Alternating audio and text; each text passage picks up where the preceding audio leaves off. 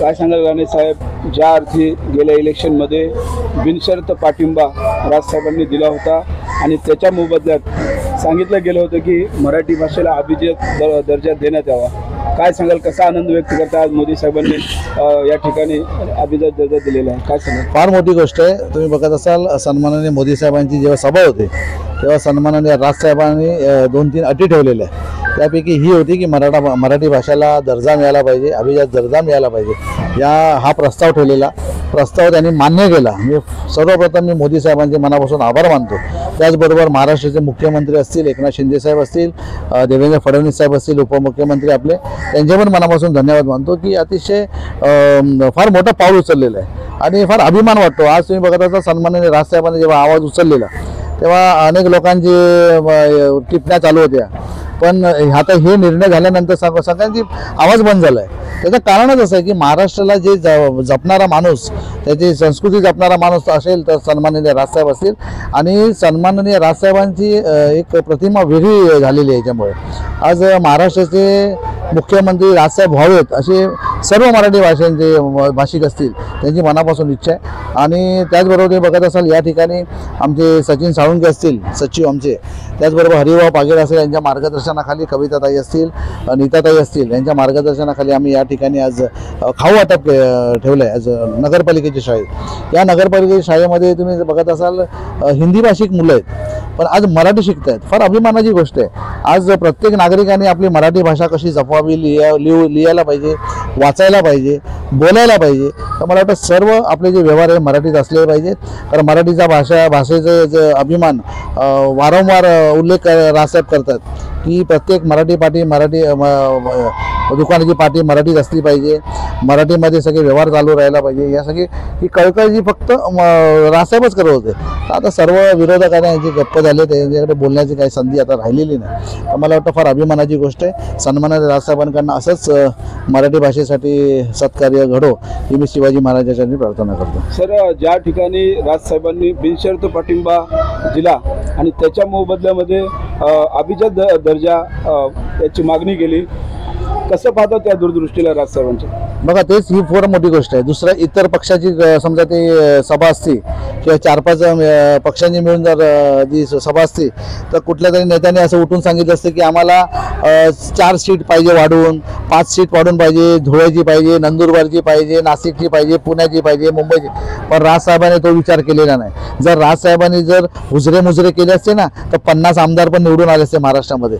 पण त्या माणसाचं तोंडात एक पोटात एक अशी नाही आहे. जी आहे तोंडावर बोलण्याचा एक जो प्रकार जो त्यांचा स्वभाव आहे त्या हिशोबाने मला वाटतं की जी त्यांनी मागणी केलेली अतिशय चांगल्या प्रकारची मागणी केलेली आणि संपूर्ण महाराष्ट्राने आज त्याचं कौतुक केलेलं आहे. मनापासून मी त्याचे धन्यवाद मानतो आणि असंच त्यांनी मराठी भाषेच्या मागे खंबीरपणे उभं राहावं आणि या देशाचं, या महाराष्ट्राचं नेतृत्व करावं ही आमची प्रामाणिक इच्छा मनापासून आहे. धन्यवाद. काय सांगाल ताई, आज अभिजात दर्जा मिळालेला आहे मराठीला, कसा आनंद व्यक्त करता? आमचे संदीप दादा राणे शहराध्यक्ष यांचा अभ्यासपूर्ण आणि या अभिजात दर्जा मिळाला मराठीला त्याबद्दलचं तुम्ही सगळं ऐकलं. मी फक्त आजच्याबद्दल बोलते. मी तर खूप आनंदी आहे, पण आमचे उपशहराध्यक्ष हरिदादा पागेरा आणि शहर सचिव सचिन दादा साळुंके यांच्या संकल्पनेत हा जो आनंद उत्सव साजरा केला ना, आता ह्या माझ्या मुलांना चॉकलेट्स खाऊ वाटप जे केलं ना, हा मोठा आनंद उत्सव आहे माझ्यासाठी. मी खूप आनंदी आहे माझ्या मराठी भाषेला अभिजात दर्जा मिळाल्याबद्दल. अभिजात दर्जा मराठी भाषेला मिळाला त्याचा आनंद व्यक्त करण्यासाठी मराठी शाळेमध्ये आज तुम्ही या ठिकाणी खाऊ वाटप करून आनंद व्यक्त केला आहे, काय सांगत? सर्वप्रथम मी महाराष्ट्रातल्या सर्व नागरिकांचे मनपूर्वक अभिनंदन करतो आणि या सर्व गोष्टींच्या मागे जे आमचे महाराष्ट्र नवनिर्माण सेनेचे अध्यक्ष सन्माननीय राजसाहेब ठाकरे होते, ज्यांनी भर सभेमध्ये आपल्या माननीय पंतप्रधानांच्या समोर कोणत्याही अटीतटी न ठेवता, म्हणजे आमदारकीच्या खासदारकीच्या अटीतटी न ठेवता महाराष्ट्राच्या भल्याचा विचार करून जी आपली महाराष्ट्राची मराठी भाषा आहे, मराठी भाषेला अभिजात दर्जा मिळावा ही जी मागणी केली होती ती मागणी मला असं वाटते 17 मेला सभा होती. मे, जून, जुलै, ऑगस्ट, सप्टेंबर या 4 महिन्याच्या आतमध्ये आपले माननीय पंतप्रधान नरेंद्र मोदी साहेब यांनी ती मागणी मान्य केली आणि आज मराठी भाषेला 7वी मराठी भाषा म्हणून अभिजात दर्जा प्राप्त झालेला आहे पूर्ण भारतामध्ये. आता त्यासाठी त्यांचं केंद्र सरकार त्याच्यासाठी अनुदान आणेल. मराठी भाषा ही बोलली पाहिजे, रुजली पाहिजे, प्रत्येक भारतातल्या प्रत्येक शाळेमध्ये ती कशी रुजवली जाईल याच्यासाठी अनुदानाची गोष्ट आणेल. त्यामुळे प्रत्येक भारतातल्या प्रत्येक ज्याला कोणाला मराठी भाषा माहीत नसेल, म्हणजे जे लहान मुलं शाळेत जातात त्यांना कोणाकोणाला माहीत नसते मराठी भाषा, त्या भारतातल्या प्रत्येक मुलालाही मराठी भाषा काय असते, मराठी भाषेचा इतिहास काय असतो आणि भारताचे आराध्यदेव छत्रपती शिवाजी महाराज त्या माध्यमातून काय आहेत त्यांच्याबद्दल काय हे सर्व कळेल. त्यासाठी मी आमचे पंतप्रधान नरेंद्र मोदी साहेब यांचे सुद्धा मनपूर्वक अभिनंदन व्यक्त करतो. आमचे महाराष्ट्र सेनेचे शहराध्यक्ष संदीप राणे साहेब आणि महिला शहराध्यक्ष कविताताई वांगकर यांच्या अध्यक्षतेखाली मार्गदर्शनाखाली काल भाईंदरीत एक कार्यक्रम राबवण्यात आला होता.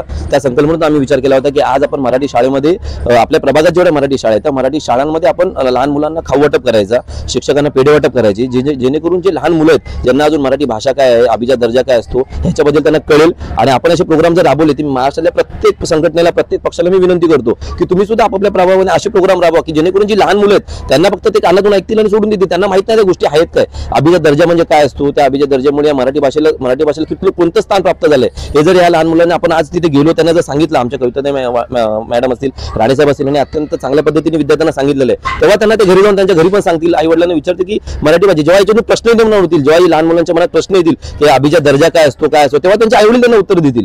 पण त्याच्यात पहिला प्रश्न ते निर्माण झाला पाहिजे. तो प्रश्न निर्माण करण्याचा का महाराष्ट्र निर्माण सेना प्रत्येक शाळेमध्ये जाऊन करेल अशी मला आशा आहे. आणि जेव्हा आपण मराठी भाषा या मराठी लहान मुलांच्या मनामध्ये प्रश्न, हिंदी भाषिक मुलांना जेव्हा कळेल की मराठी भाषा ही आता अभिजात दर्जा मिळाला आहे, ही एक अधिकृत भाषा झालेली आहे भारताची, तेव्हा या मराठी भाषेचा जास्त प्रसार होईल. आणि मी एवढंच सांगतो, महाराष्ट्रामध्ये आता इधर उधर किधर या सगळ्या भाषा सोडून फक्त मराठीसाठी नातं घट्ट करा आणि महाराष्ट्रामध्ये मराठी कशी रुजली पाहिजे, तुमच्या बोलण्यात कशी आली पाहिजे, आचरणात कशी आली पाहिजे याचं प्रत्येक महाराष्ट्रातील प्रत्येक नागरिकांनी याचं आचरण करावं. कारण महाराष्ट्र नवनिर्माण सेना तत्पर. आज महाराष्ट्रात देखील इतर पक्ष आहेत जे मराठी मतदारांचे मतं घेतात, परंतु आज मराठी भाषेला अभिजात दर्जा मिळाला म्हणून आनंद व्यक्त करताना दिसत नाही. बरोबर, एकदम मनातली गोष्ट आहे ही. कारण मराठी भाषेला अभिजात दर्जा मिळाल्यापासून फक्त महाराष्ट्र नवनिर्माण सेनाच असा पक्ष आहे जो प्रत्येक ठिकाणी कार्यक्रम राबवतोय. कारण प्रत्येकाला आनंद झाला हे सगळं तोंडाने सांगतायत पण करताना कोणी दिसत नाही. जेव्हा त्यांचे नेते, कोणत्याही पक्षाचं नाव नाही घेत मी, पण जेव्हा त्यांचे नेते येतील तेव्हा फटाके काय वाजवतील किंवा काय काय आतिषबाजी करतील, ठीक आहे ते तुमचा प्रश्न आहे, तो तुम्ही करा नाही करा तो तुमचा व्यक्तिगत प्रश्न आहे. पण आपली ही जी माय मराठी भाषा आहे, आपल्या भारताचे आराध्यदैव छत्रपती शिवाजी महाराजांची ही माय मराठी भाषा आहे, ज्या भाषेला आता अधिकृत दर्जा मिळाला आहे, 7वी मराठी भाषा म्हणून ही आता भारतामध्ये त्याला स्थान भेटलेलं आहे. त्याचा मला कालपासून वाटत होतं की आज प्रत्येक पक्ष, प्रत्येक संघटना याचा मोठा प्रचार करतील, फटाके वाजवतील, गोडधोड काय करतील, मिठाई वाटतील, काही पण करतील, पण आनंद व्यक्त करतील. पण आता जसं तुम्ही प्रश्न विचारला तसं कोणी करताना दिसत नाही, फक्त महाराष्ट्र निर्माण सेना करते. ठीक आहे, ते करत नसतील म्हणून आपण त्यांच्याकडे दुर्लक्ष आहे. महाराष्ट्र निर्माण सेना प्रत्येक प्रभागात, प्रत्येक शहरात, प्रत्येक जिल्ह्यात आणि पूर्ण महाराष्ट्रामध्ये हे असे कार्यक्रम नक्की करेल. आमचे सन्माननीय राजसाहेब ठाकरे यांनी जसं ती महाराष्ट्राला आपल्या मराठी भाषेला अभिजात दर्जा मिळाला तसं त्यांनी त्याचं ट्विट केलेलं आहे, फेसबुकवर सुद्धा टाकलेलं आहे आणि त्यांचं जे श्रेय आहे, त्यांचं यश आहे, त्याच्यामुळे आपण हा आनंद व्यक्त करतोय. तर त्यामुळे मी त्यांना काय बोलायचं सोडून बाकीचे जे कोणी करतायत नाही करतायत त्यांच्या मनात काय असेल ते काय फक्त वोटिंगसाठी करतायत. तर मी फक्त एवढं सांगतो की महाराष्ट्रातल्या प्रत्येक मराठी माणसांनी याची जाण तर नक्की ठेवावी की मराठी भाषेला अभिजात दर्जा मिळाल्याच्या नंतर किती खुश आहेत आणि किती नाखुश आहेत.